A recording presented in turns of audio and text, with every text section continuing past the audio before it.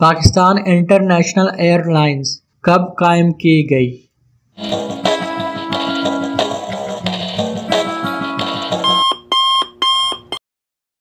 29 अक्टूबर 1946 को कराची में कायम की गई।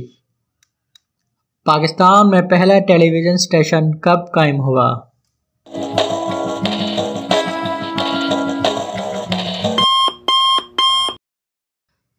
26 नवंबर को ब्लैक एंड वाइट नशरियात का आगाज हुआ। पाकिस्तान के पहले गवर्नर जनरल कौन थे?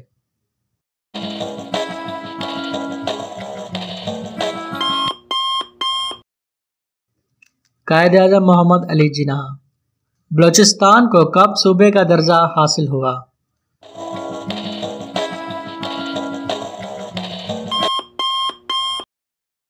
1 जुलाई 1970 को। सियालकोट को किसने आबाद किया था?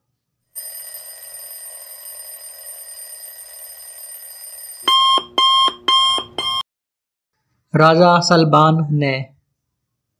सियालकोट का पुराना नाम क्या था?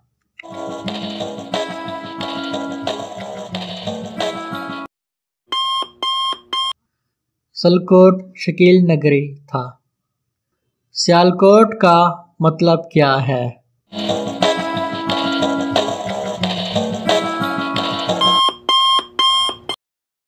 सियालकोट का किला।